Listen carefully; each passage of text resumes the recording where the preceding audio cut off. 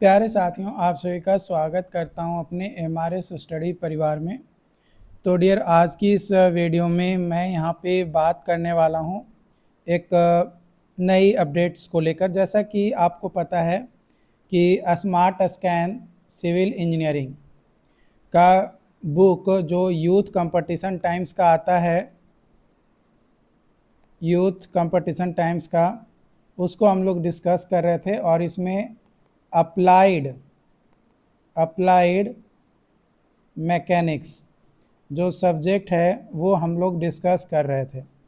देखो, यहाँ पे जो भी सब्जेक्ट हम आप लोगों के साथ डिस्कस कर रहे हैं ये आपके जूनियर इंजीनियर एग्ज़ाम्स के लिए, असिस्टेंट इंजीनियर एग्ज़ाम्स के लिए काफ़ी ज़्यादा हेल्पफुल होता है। और अभी बिहार में BTAC के अंतर्गत काफ़ी ज़्यादा ऐसे वैकेंसीज निकाले गए हैं, जैसे जूनियर इंजीनियर का, लेबोरेटरी असिस्टेंट का। तो उन सभी में भी जो है ये जो भी पॉइंट्स हम यहाँ पे आप लोगों को पढ़ाने वाले हैं या बताने वाले हैं वो आपके लिए ज़रूरी है। तो यहाँ पे आज का पॉइंट्स है हमारा polygon law of forces. Polygon law of forces.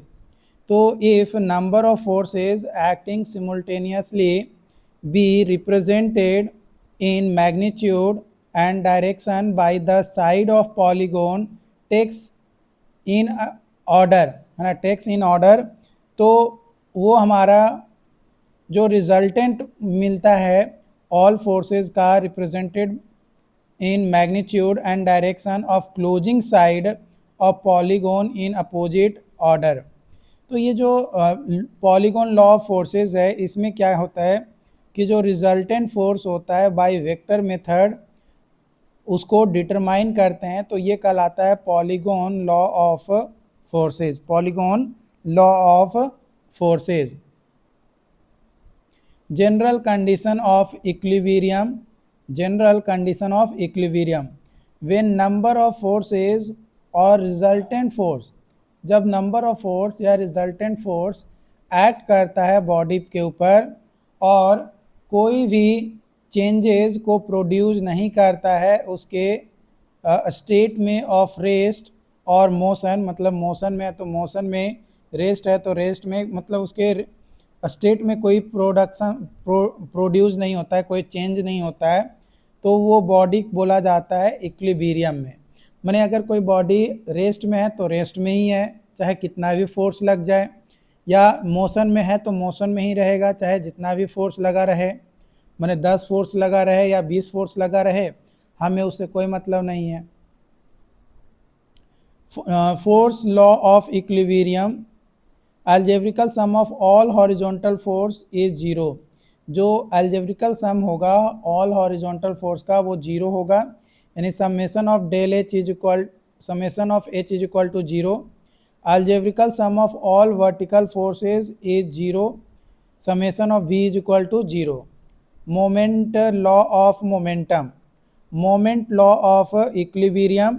Moment law of equilibrium. Algebraic sum of all moments is zero, यानी summation of m is equal to zero.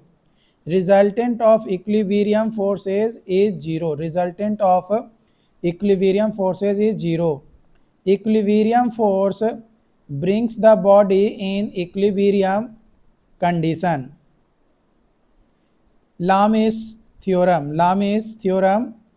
If three coplanar forces acting at a point in a body which is in equilibrium, then each force is proportional to the sine of angle between the other two forces. मतलब तीन जो है coplanar force है जो act करता है एक point के ऊपर, जो एक्ट करता है एक पॉइंट के ऊपर और वो इक्विलिब्रियम में है, तो हर एक फोर्स जो है, ईच फोर्स जो है प्रोपोर्शनल होगा sine angle between another two. मतलब P का अगर देखें तो ये अल्फ़ा के साथ होगा कि इसका अपोजिट ये एंगल आएगा। तो वही चीज़ यहाँ पे दिया गया कि when these forces are in equilibrium then as per Lami's theorem P by sine alpha is equal to Q by sine beta is equal to R by sine gamma जो है हो जाएगा। Lami's theorem is applicable, Lami's theorem जो है applicable होगा only for coplanar, concurrent, non linear और radial forces. When applied force on body is in equilibrium, then angle formed at joint should be 120 degree.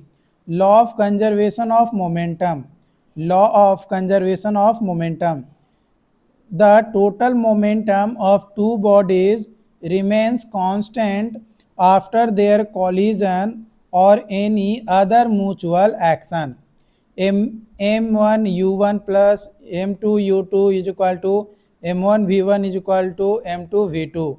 M जो है मास और U और V जो है इनिशियल एंड फाइनल वेलोसिटी होता है। Coefficient of restitution, coefficient of restitution, velocity of separation V2 minus V1 is equal to E into velocity of approach U1 minus U2।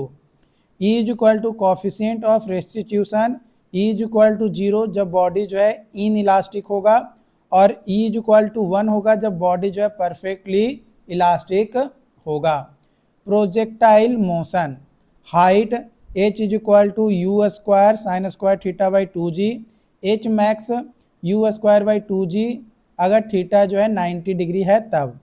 Time period t is equal to 2u sine theta by g, t max 2u by g, theta is equal to g 90 degree.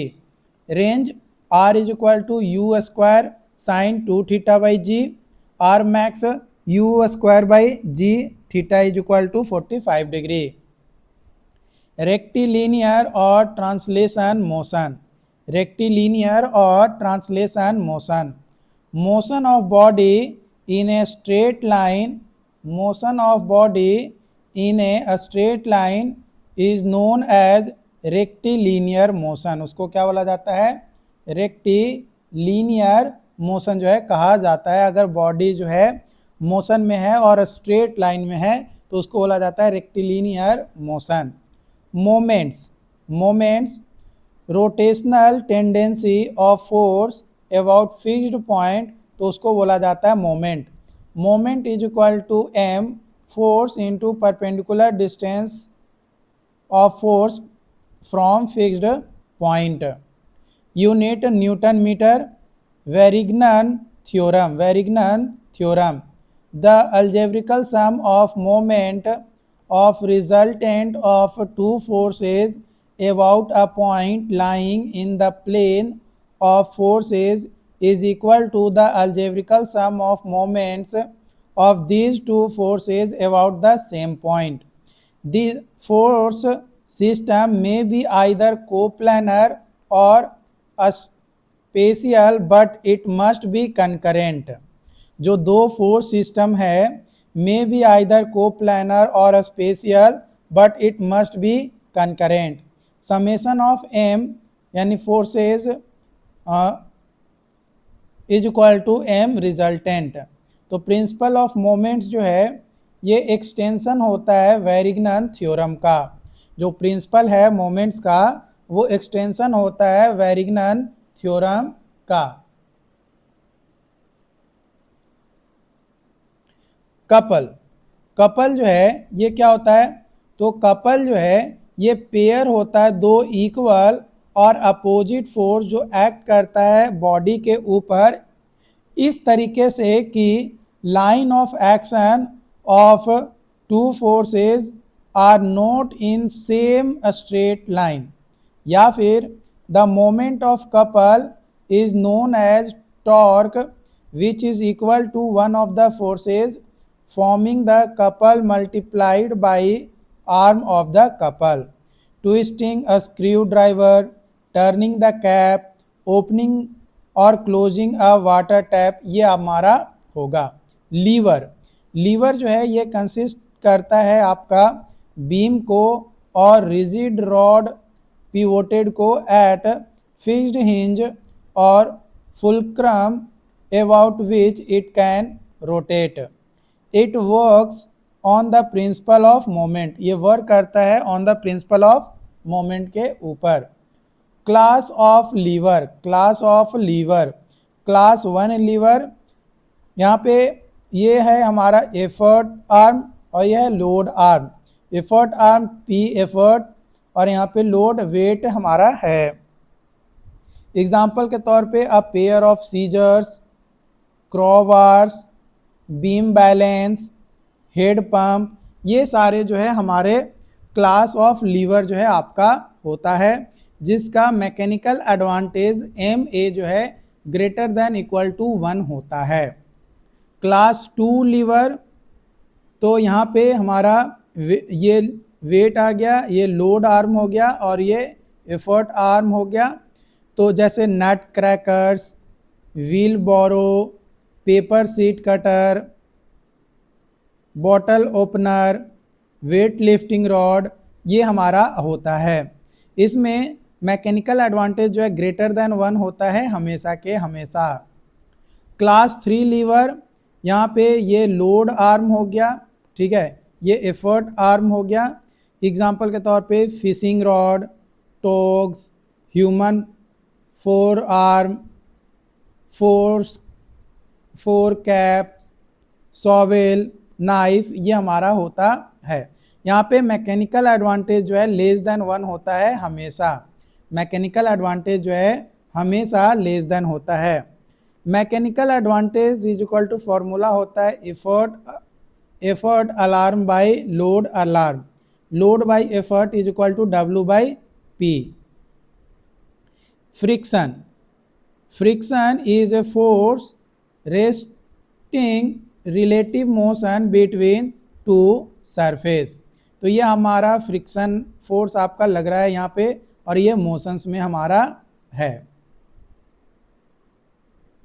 Friction जो है act करता है parallel to the surface of contact, जो surface of contact है उसके parallel जो है आपका एक्ट होता है फ्रिक्शन। फ्रिक्शन जो है डिपेंड करता है nature of roughness of surface contact and material के ऊपर।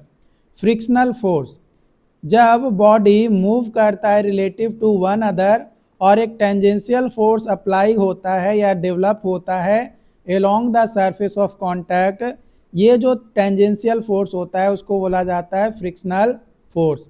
फ्रिक्शनल फोर्स जो है डायरेक्टली प्रोपोर्शनल होता है नॉर्मल रिएक्शन के, यानी R directly proportional to R, F is equal to mu into R।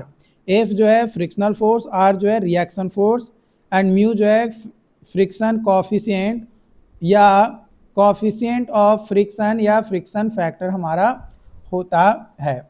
Coefficient of friction क्या होता है, इसको म्यू से रिप्रेजेंट करते हैं।